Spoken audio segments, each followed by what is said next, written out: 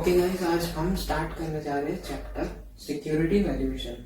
इसमें सबसे पहले हम समझते हैं इन्वेस्टमेंट का मतलब क्या होता है। इन्वेस्टमेंट का मतलब होता है commitment of funds with an objective to obtain return. Okay, यहाँ तक पहले समझते हैं।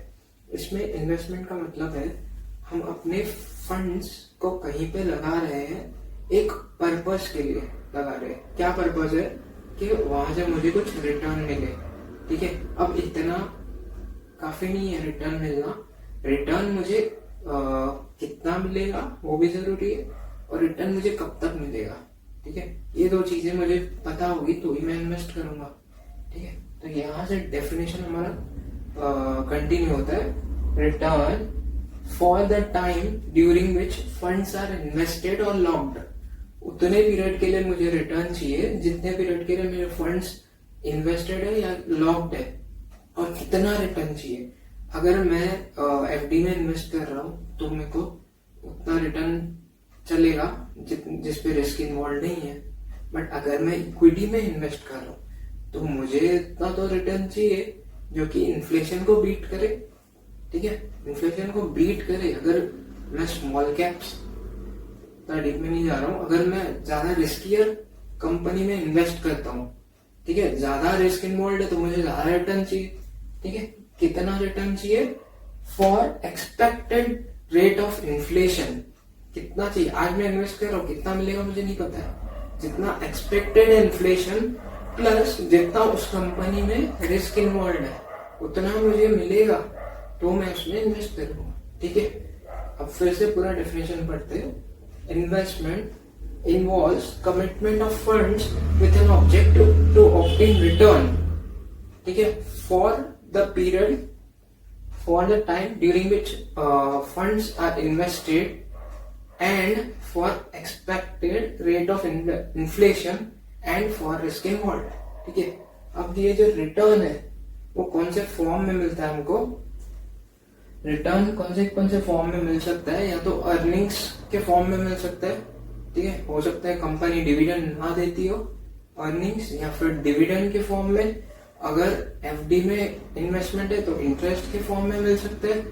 अगर शेयर्स हम खरीद रहे कुछ आज खरीदे 4-5 साल बाद बेचे तो कैपिटल गेन के फॉर्म में रिटर्न मिल सकता है। ठीक है, ये कुछ एग्जाम्पल है रिटर्न कैसे मिल सकता है हमको इन्वेस्टमेंट से। ठीक है, अब आगे क्या बताया गया है, ज्यादातर इन्वेस्टमेंट्स में हमें दो चीजों की जानकारी होती है। ठीक है, ये दो चीजें होगी तो हम इन्वेस्टमेंट का डिसीजन ले पाएंगे। क्या चीजों की जानकारी होती है, एक तो आज का प्राइस क्या है, market price, current market price पता होता है, और फ्यूचर में ये जो जहां पे हम इन्वेस्ट कर रहे हैं वहां से हमें क्या पैसा आने वाला है। ठीक है, फ्यूचर कैश फ्लोज पता होते हैं और करंट मार्केट प्राइस। ठीक है, तो इससे हम कैसे डिसीजन ले सकते हैं, जो कि फ्यूचर कैश फ्लोज है उसको हम प्रेजेंट वैल्यू में लेके आएंगे और उसे कंपेयर करेंगे करंट मार्केट प्राइस से। ठीक है, अगर फ्यूचर कैश फ्लो जो कि हम प्रेजेंट वैल्यू में लेके आए वो ज्यादा है करंट मार्केट प्राइस से, यानी शेयर अंडर वैल्यूड है, इन शॉर्ट शेयर सस्ता है, जितना मुझे मिलने वाला है उससे सस्ता है तो मुझे खरीदना चाहिए।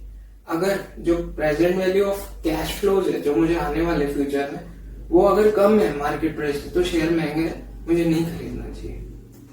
ठीक है, मोस्ट इन्वेस्टमेंट्स में हमें फ्यूचर कैश फ्लो पता होता है और करंट मार्केट प्राइस, तो हम फ्यूचर कैश फ्लो से करंट वैल्यू यानी कि इंट्रिंसिक वैल्यू निकाल के उसे कंपेयर करेंगे करंट मार्केट प्राइस से।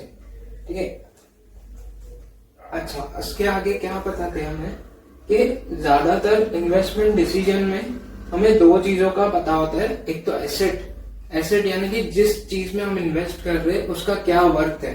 ठीक है, उसकी वैल्यू क्या है ये पता होती है, और वो वैल्यू कहाँ से डिटरमाइन हो रही है, ये दोनों चीजों का पता होना जरूरी है अच्छा इन्वेस्टमेंट डिसीजन लेने के लिए।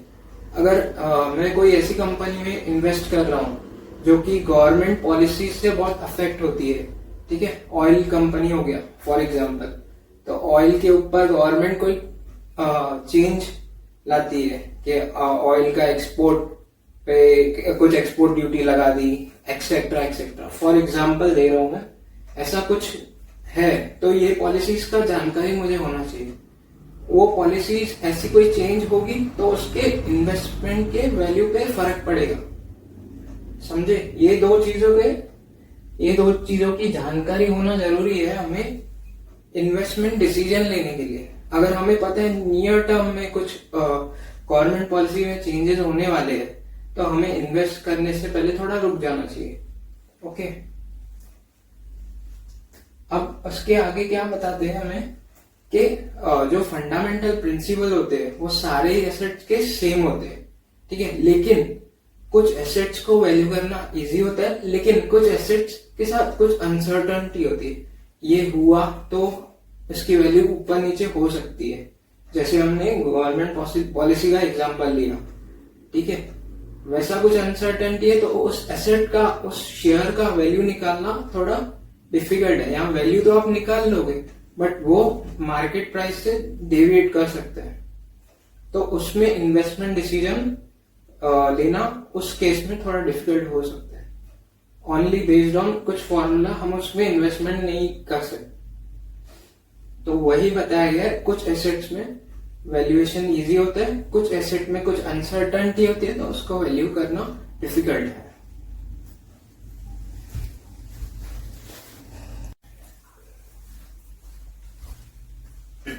ओके, तो हम सेकेंड पॉइंट की तरफ बढ़ते हैं जो है रिटर्न कॉन्सेप्ट्स, ठीक है।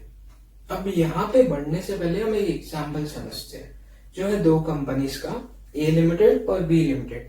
ए लिमिटेड में आपको 1000 इन्वेस्ट करना है आज की डेट में और आपको रिटर्न मिलेगा 500 फर्स्ट ईयर के एंड पे, 500 सेकेंड ईयर के एंड पे और 1000 थर्ड ईयर के एंड पे, ठीक है। अगर आप बी लिमिटेड में इन्वेस्ट करते हैं तो आपको इन्वेस्ट करना है 2000, ओके, आपको थर्ड ईयर के एंड पे सीधा रिटर्न मिलेगा जो है 5000, ओके।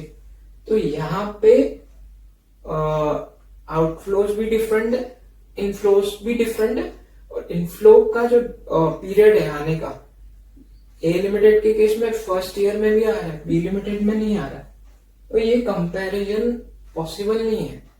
तो इसको कंपैरेबल बनाने के लिए एक रेट पिक्चर में आता है जो है डिस्काउंट रेट, ठीक है। एक ऐसा रेट मुझे चाहिए जो ये जो फ्यूचर कैश फ्लोज है, ए लिमिटेड हो या बी लिमिटेड, दोनों को प्रेजेंट वैल्यू में लेके आए, दोनों को प्रेजेंट वैल्यू में लेके आए, ठीक है। तो फिर हम उसको कंपैरिजन ड्रॉ कर पाएंगे, ओके। तो यहाँ पे हम यहाँ से आगे बढ़ते, ये ऐसे चीजों की वजह से हमें रेट की जरूरत पड़ती है डिसीजन मेकिंग। अब जो रेट्स होते हैं ना वो तीन तरीके के होते हैं। पहला होता है required rate of return, second होता है डिस्काउंट रेट और थर्ड होता है internal rate of return. Required rate of return क्या होता है, भैया इतना रिटर्न तो मुझे चाहिए ही चाहिए, कुछ भी हो जाए इतना रिटर्न मुझे चाहिए ही चाहिए। ये एसेट नहीं देखेगा, शेयर नहीं देखेगा, रिस्क इन्वॉल्व भी नहीं देखेगा, इतना तो मुझे चाहिए ही चाहिए, ठीक है। फॉर एग्जाम्पल से मुझे 18% is my required rate of return what ever be the asset, A limited हो, बी लिमिटेड हो, सी लिमिटेड, मुझे 18% चाहिए, ठीक है। अब सेकेंड होता है डिस्काउंट रेट। डिस्काउंट रेट हमें कैलकुलेट करना पड़ता है, ये हर एक एसेट के लिए, हर एक इक्विटी के लिए अलग रहता है, ठीक है। ये होता है इन्वेस्टर स्पेसिफिक, इन्वेस्टर बोलते हैं मुझे 18% कमाना है, वो उस हिसाब से शेयर ढूंढेगा। ये होता है इक्विटी स्पेसिफिक, फॉर एग्जांपल से मुझे रिलायंस में इन्वेस्ट करना है तो मैं रिलायंस का डिस्काउंट रेट कैलकुलेट करूंगा। डिस्काउंट रेट कैसे कैलकुलेट होगा, इसका एक होगा रिस्क फ्री रेट प्लस जो रिस्क उसमें इन्वॉल्व है, उस रिस्क के बदले मुझे कितना रिटर्न मिलेगा, ठीक है। मैं रिस्क को उठा रहा हूं क्योंकि मैं इक्विटी में इन्वेस्ट कर रहा हूं, तो उस रिस्क के बदले मुझे कितना रिटर्न मिलेगा उसको हम बोलते हैं रिस्क प्रीमियम। रिस्क जो मैं ले रहा हूं उसका मुझे कितना प्रीमियम मिलेगा, ऊपर का कितना मिलेगा, रिस्क फ्री के ऊपर मुझे कितना मिलेगा, उसको बोलते हैं रिस्क प्रीमियम। तो डिस्काउंट रेट क्या होता है, ऐसा रेट जो कि फ्यूचर कैश फ्लोज को प्रेजेंट वैल्यू में लाए, ठीक है। और वो रेट कितना होता है, एक तो होता है रिस्क फ्री रेट प्लस होता है रिस्क प्रीमियम। ये दोनों को ऐड करोगे तो आपको डिस्काउंट रेट मिलेगा। और ये एसेट स्पेसिफिक होता है, यहाँ बोल सकते हैं हर एक इक्विटी का डिस्काउंट रेट अलग रहता है, क्योंकि हर इक्विटी में अलग रिस्क इन्वॉल्व रहता है और हर एसेट क्लास में भी अलग रिस्क इन्वॉल्व रहता है। गोल्ड में अलग होगा, इक्विटी में अलग होगा और डेट में ना के बराबर रिस्क होता है। तो उस बेसिस पे डिस्काउंट रेट चेंज होता रहता है। अब हम थर्ड पे आते हैं, वो है internal rate of return. Internal rate of return क्या होता है, एक ऐसा डिस्काउंट रेट, अच्छे से सुनिएगा, एक ऐसा डिस्काउंट रेट है जो कि फ्यूचर में आने वाले जितने भी कैश फ्लो है उसको हम प्रेजेंट वैल्यू में अगर लाते हैं तो वो उतना ही बैठेगा जितना कि करंट मार्केट प्राइस चल रहा है। फिर से समझते हैं, जितना भी हमें फ्यूचर में कैश फ्लो आने वाला है उसको हम अगर डिस्काउंट करेंगे एक्स रेट पे, एक्स रेट क्या है पता नहीं, एक्स रेट पे डिस्काउंट करेंगे तो वो प्रेजेंट मार्केट प्राइस से मैच करेगा। तो इस टाइप का अगर कुछ आता है तो आपको रेट ऑफ रिटर्न ढूंढना पड़ेगा। आपको फ्यूचर कैश फ्लोज पता रहेंगे, आपको प्रेजेंट वैल्यू जो कि मार्केट प्राइस ही रहता है इंटरनल रेट ऑफ रिटर्न में वो भी पता रहेगा, आपको रेट ऑफ रिटर्न ढूंढना पड़ेगा। और अगर इस टाइप के क्वेश्चन आते हैं तो आपको रेट ऑफ रिटर्न इस केस में पता होगा, आपको ढूंढना रहेगा मार्केट प्राइस, और मार्केट प्राइस नहीं, आपको इंट्रिंसिक वैल्यू ढूंढना है। माय मिस्टेक, इसमें मार्केट प्राइस और जो इंट्रिंसिक वैल्यू होगा वो दोनों सेम रहेगा। इस केस में आपको इंट्रिंसिक वैल्यू ढूंढना है और आपको क्या पता रहेगा, required rate of return investor का। इस केस में हो सकता है आपको डिस्काउंट रेट पता हो या फिर आपको क्या दिया जाएगा, रिस्क फ्री रेट, और आपको रिस्क प्रीमियम भी ढूंढना होगा और आपको डिस्काउंट रेट मिल जाएगा। रिस्क प्रीमियम मिल गया तो ठीक है, रिस्क प्रीमियम आपने ढूंढ लिया, फिर डिस्काउंट रेट मिल जाएगा। डिस्काउंट रेट मिल गया तो आपको इंट्रिंसिक वैल्यू यानी कि प्रेजेंट वैल्यू मिल जाएगा। फिर उस प्रेजेंट वैल्यू को हम मार्केट प्राइस से कंपेयर करके डिसीजन ले सकते हैं शेयर में इन्वेस्ट करना है या नहीं करना।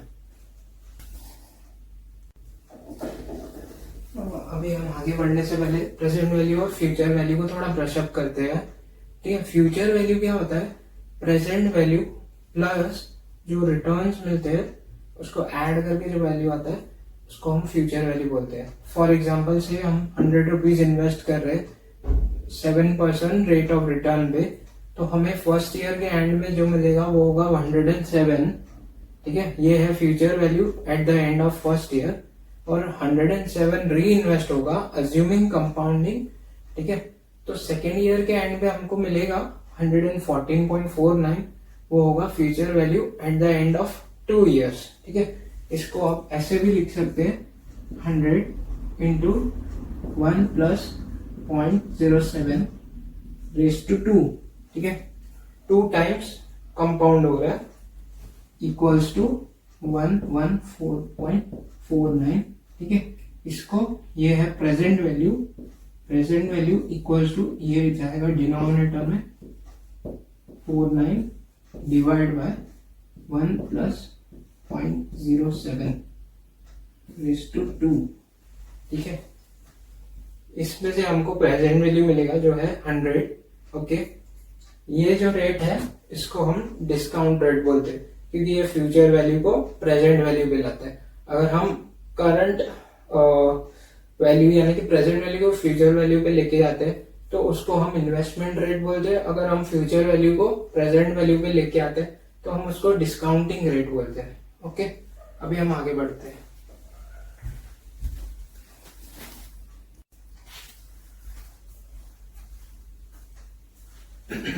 अभी हम आगे बढ़ते हैं equity risk premium. Equity risk premium क्या होता है, हमने पहले भी समझा है।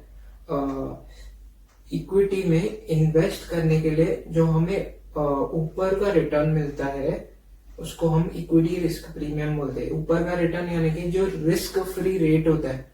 ठीक है, रिस्क फ्री रेट के ऊपर जितना रिटर्न मिलेगा ना, ठीक है, उसको हम बोलेंगे इक्विटी रिस्क प्रीमियम। क्यों मिल रहा है, रिस्क, इक्विटी में रिस्क लेने की वजह से मिल रहा है तो उसको बोलते हैं हम equity risk premium. excess return that an investment in equity share provide over risk free rate.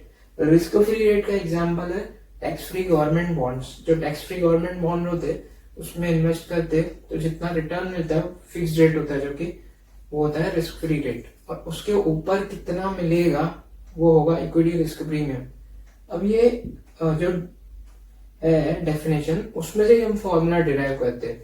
Equity risk premium क्या है? इक्विटी रिस्क प्रीमियम, हम ए लिमिटेड का एग्जांपल ले रहे हैं. समझो ए लिमिटेड का जो रिटर्न है उसमें से हम रिस्क फ्री रेट माइनस करेंगे. जो रिस्क फ्री रिटर्न हमको मिल रहा है वो माइनस करेंगे तो हमें क्या मिलेगा? उस ए लिमिटेड में इन्वेस्ट करने का जो प्रीमियम हमें मिल रहा है. ठीक है, जितना रिस्क फ्री रेट है वो तो हम बॉन्ड्स में इन्वेस्ट करते हैं उतना तो मिलता ही मिलता. उसके ऊपर जो हमें मिल रहा है ए लिमिटेड में इन्वेस्ट करने की वजह से उसको हम बोलेंगे ए लिमिटेड का रिस्क प्रीमियम. ए लिमिटेड में रिस्क उठाने का premium. Equity risk premium equals to risk return of A limited minus return risk free return. Okay, अभी इक्विटी रिस्क प्रीमियम कैलकुलेट करने का और एक तरीका है, वो है सीएपीएम. सीएपीएम का क्या फॉर्मूला है? Capital asset pricing model. Capital asset pricing model का फॉर्मूला है रिस्क ऑफ एक्स लिमिटेड. यहाँ पे एक्स पकड़ते हैं. रिटर्न ऑफ एक्स लिमिटेड क्या है? रिस्क फ्री रेट मिलेगा और रिस्क प्रीमियम मिलेगा. ठीक है, एक्स में इन्वेस्ट करने का एक तो मुझे रिस्क फ्री रेट तो मिलेगा ही मिलेगा, और उसके ऊपर क्या मिलेगा? एक्स लिमिटेड का रिस्क प्रीमियम मिलेगा.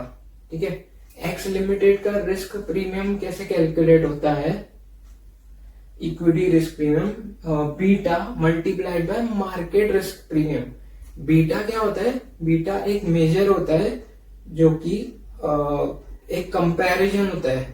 बीटा एक कंपैरिजन होता है percentage of change in share price of say X limited in comparison to change in market.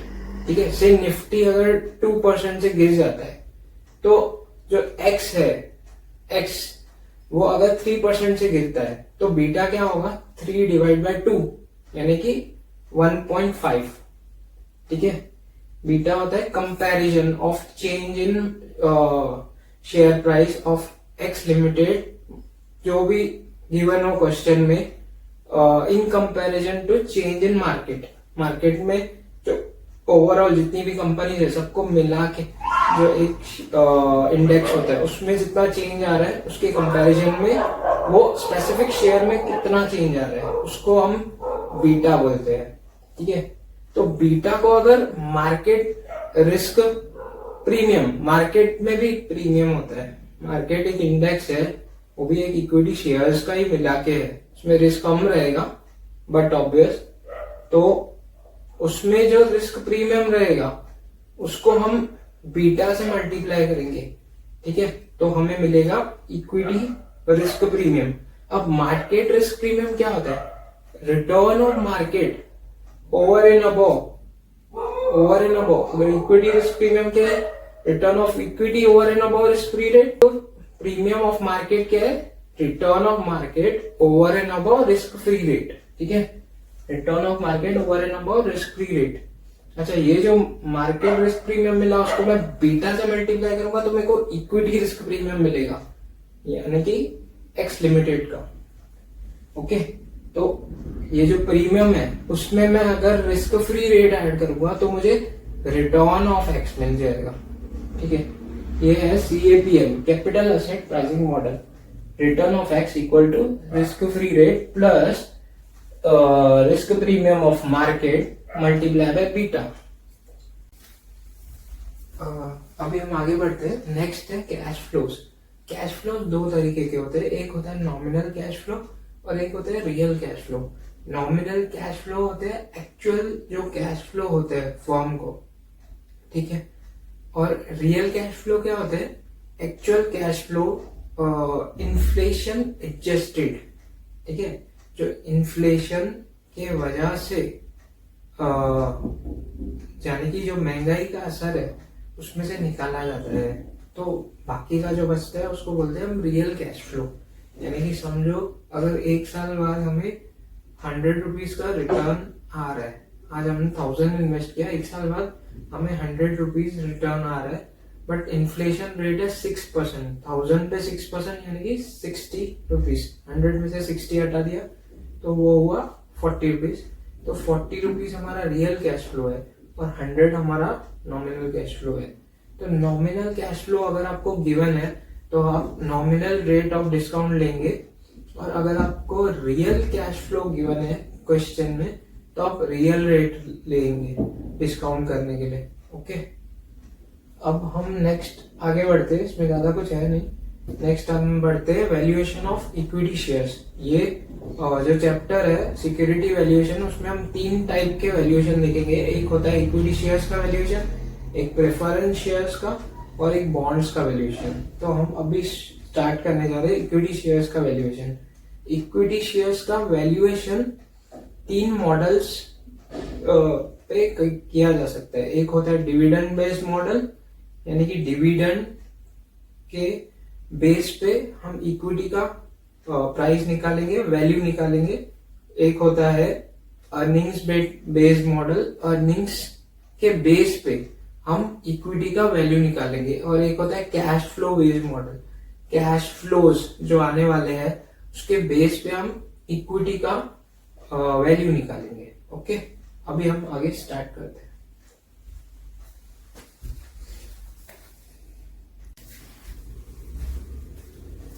अभी हम आगे बढ़ते हैं डिविडेंड बेस्ड मॉडल्स पे। डिविडेंड बेस्ड मॉडल 2 टाइप के होते हैं। एक होता है होल्डिंग पीरियड जिसमें 1 ईयर होता है, और एक होता है मल्टीपल ईयर होल्डिंग। ठीक है, मल्टीपल ईयर होल्डिंग 3 तरीके के होते हैं।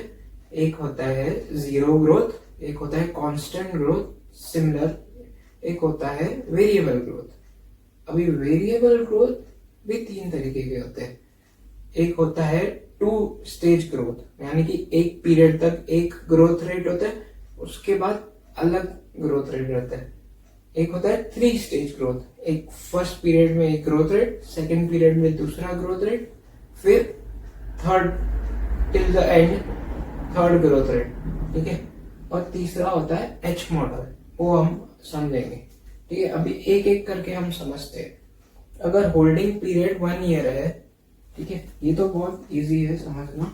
अगर होल्डिंग पीरियड 1 ईयर है तो प्राइस ऑफ इक्विटी एट 0 यानी कि करंट प्राइस क्या होगा, 1 साल के बाद जो हमें डिविडेंड मिलेगा उसका present value D1, dividend at the end of first year, plus P1 sale price. हम ये पीरियड ऑफ होल्डिंग 1 ईयर है तो हम शेयर को बेचेंगे 1 साल बाद, तो सेल प्राइस या फिर ये बोलिए कि price at the end of first year, दोनों को प्रेजेंट वैल्यू में लाएंगे। 1 प्लस KE यानी कॉस्ट ऑफ इक्विटी। ओके, तो ये है फॉर्मूला 1 ईयर पीरियड होल्डिंग का।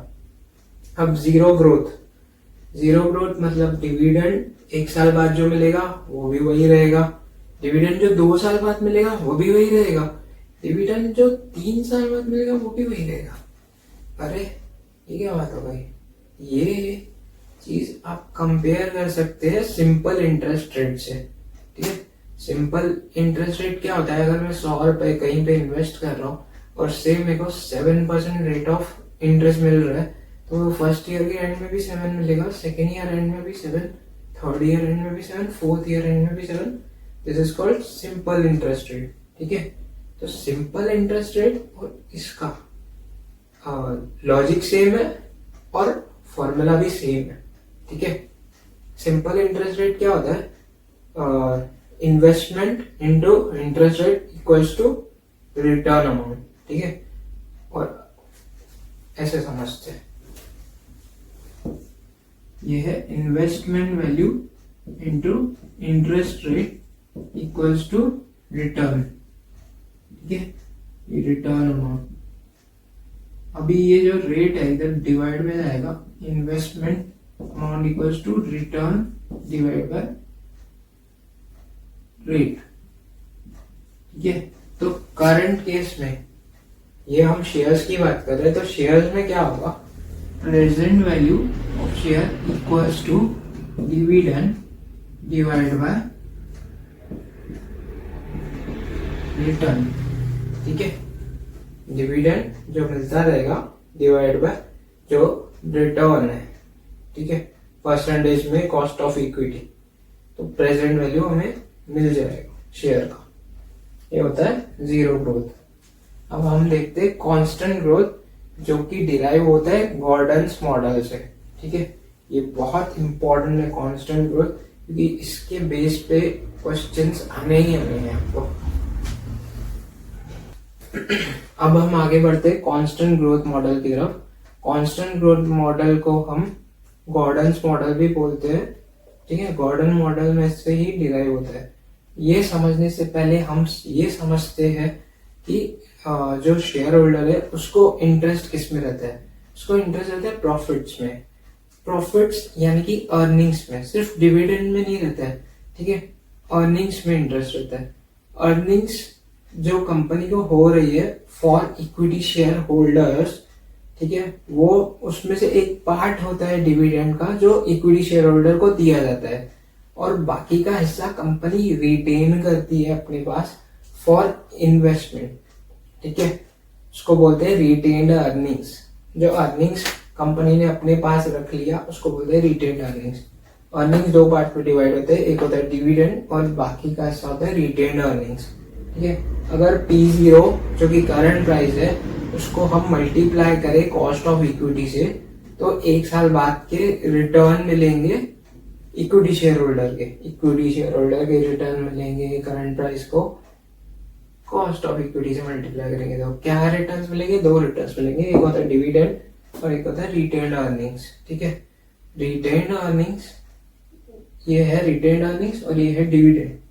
ठीक है, रिटेन्ड अर्निंग्स क्या होता है, रिटेन्ड अर्निंग्स का रिटर्न जरूरी नहीं है सेम हो, तो उसका रेट अलग होगा। P0 into rate of return on retained earnings into retention ratio. पूरे पे नहीं मिलेगा ना, जितना रिटेन किया कंपनी ने उस पे उतना रिटर्न मिलेगा। समझ रहे हो, क्या समझ रहे हो? P0 करंट प्राइस, उसमें से समझो 60% कंपनी ने रिटेन किया, उस पे जो रिटर्न मिलेगा, रिटर्न ऑन रिटेन्ड अर्निंग्स, ठीक है, वो मल्टीप्लाई होगा। एक वो शेयर होल्डर का है और एक है dividend at end of first year. अब इसमें से डिराइव होता है कांस्टेंट ग्रोथ मॉडल। ये वहां से यहाँ पे आ जाएगा, P0 बाहर आ जाएगा, KE माइनस G। G क्या होता है, retention ratio multiply by return on retained earnings. B into R, B होता है रिटेंशन रेशियो और R होता है रिटर्न ऑन रिटेन्ड अर्निंग्स। तो यहां से हमारा फॉर्मूला डिराइव होता है कांस्टेंट ग्रोथ का। ओके, अब हम बढ़ते आगे 2 स्टेज डिस्काउंट मॉडल और 3 stage discount model. 2 stage discount model क्या बोलता है, कुछ पीरियड तक कंपनी सुपर नॉर्मल ग्रोथ में चलेगी, उसके बाद कंपनी नॉर्मल ग्रोथ पे चलेगी। ये कुछ इयर्स तक रहता है और ये उसके बाद लाइफ टाइम तक रहता है। 3 स्टेज डिस्काउंट मॉडल में क्या बोलते हैं, क्या बोलता है 3 stage discount model, company starting period में कुछ समय तक सुपर नॉर्मल ग्रोथ देगी, फिर एक ट्रांजिशन पीरियड आएगा जो कि सुपर नॉर्मल ग्रोथ से लेके नॉर्मल पीरियड तक का होगा, और फिर थर्ड स्टेज होता है स्टेबल ग्रोथ। ठीक है, ये दोनों का हम एक एक एग्जांपल ले लेते हैं। से D0 कंपनी का है 5 रुपीज। ओके,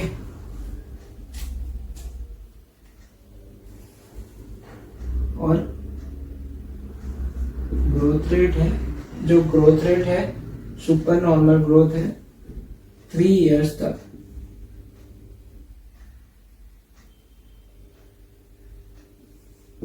थ्री इयर्स के लिए है 18%, आफ्टर 3 इयर्स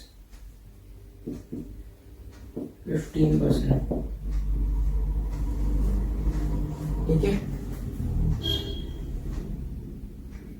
आफ्टर 3 years है 15%। तो अब हम इसमें जो है आफ्टर 3 years में हम यूज करेंगे constant growth, because after 3 years there will be constant growth of 15% और अप टू 3 years ग्रोथ 18% है। ठीक है। कॉस्ट ऑफ इक्विटी हम अज्यूम करते हैं 20%। Dividend 5 rupees. सो D1 क्या होगा, D0 मल्टीप्लाई बाय 1 प्लस जी। ठीक है, ये होगा D1। कैश फ्लोज क्या क्या आने वाले हमको, D1, D2, D3।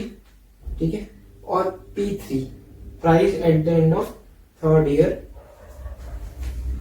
D2, D3, P3, ये 4 चीजें हमें निकाल के सबको प्रेजेंट वैल्यू पे लाना पड़ेगा।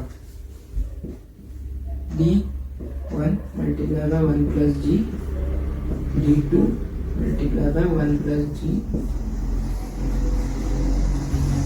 D3 multiply by 1 plus g divide by KE minus g. Okay, तो D1, D2, D3, P3 ये चारों चीज मिलने के बाद हम सबको प्रेजेंट वैल्यू पे लेके आएंगे। D1 है 5.9, यानी कि 5 into 1 plus 18%। Similarly D2, D3 और P3 constant growth model, D3 plus जो नया ग्रोथ रेट होगा normal growth rate divide by cost of equity minus growth rate. ये कैसे डिराइव होता है हम देख चुके हैं। ठीक है, D1, D2, D3, P3 सब मिलने के बाद हम सबको डिस्काउंट करेंगे। D1 को 1 साल के लिए डिस्काउंट करेंगे, D2 को 2 साल, D3 और P3 को 3-3 साल का डिस्काउंटिंग लगा के प्रेजेंट वैल्यू में लाएंगे। और ये सब ऐड प्रेजेंट वैल्यू पे ऐड करने के बाद जो वैल्यू होगा वो होगा इंट्रिंसिक वैल्यू, या कि मार्केट में क्या प्राइस चल रहा है उससे उस इंट्रिंसिक वैल्यू को कंपेयर करेंगे और फिर हम डिसीजन लेंगे उसमें इन्वेस्ट करना है कि नहीं। ठीक है, जैसे 2 स्टेज मॉडल होता है वैसे ही 3 स्टेज मॉडल होता है। सिर्फ 3 स्टेज मॉडल में जो फर्स्ट और सेकेंड स्टेज है वो फाइनाइट है। तो वो फाइनाइट है, तो जैसे ये D1, D2, D3 निकाला, अगर समझो 8 इयर्स तक फर्स्ट स्टेज और सेकेंड स्टेज खत्म हो जाता है, तो हमको D1 से लेके D8 कैलकुलेट करना है, फिर P8 कैलकुलेट करना है। P8 होगा 3rd स्टेज यानी कि स्टेबल ग्रोथ, सिमिलर टाइप ही है।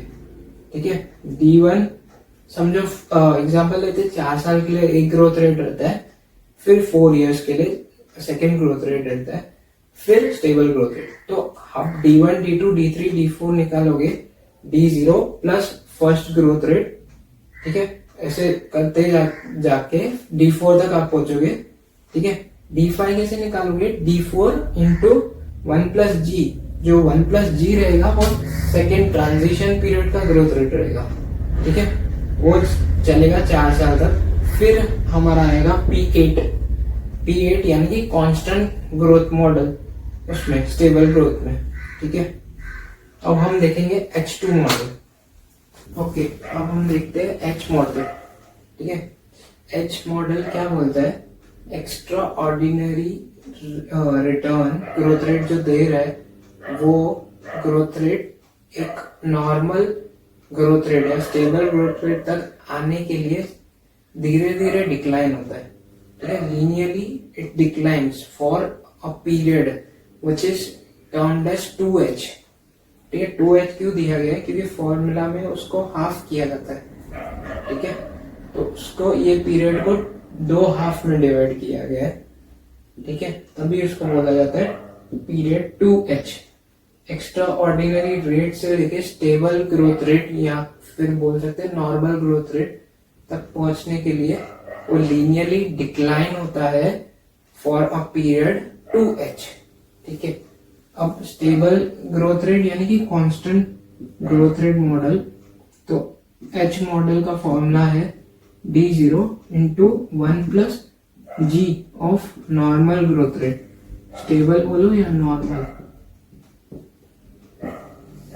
डिवाइड बाय के ई माइनस जी।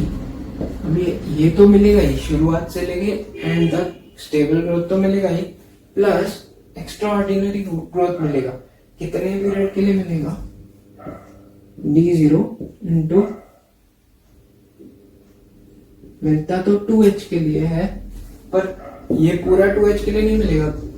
कुछ पीरियड के लिए इतना मिलेगा, कुछ पीरियड के लिए इतना, कुछ के लिए इतना, कुछ के लिए इतना, कुछ के लिए इतना, कुछ के लिए इतना। ठीक है, लीनियरली डिक्लाइन हो रहा है। तो ये फॉर्मूला में क्या किया गया है, 2h का h लिया गया है, यानी कि हाफ। जितना भी पीरियड है, समझो ये 4 इयर्स है, ये 2 इयर्स आएगा, हाफ ऑफ पीरियड। ठीक है, d0 into half of period multiply by जो ग्रोथ रेट है extra ordinary minus growth rate normal, normal growth rate, उसको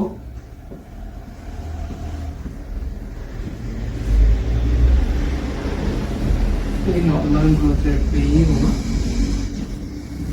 ठीक है, ये है फॉर्मूला एच मॉड्यूल।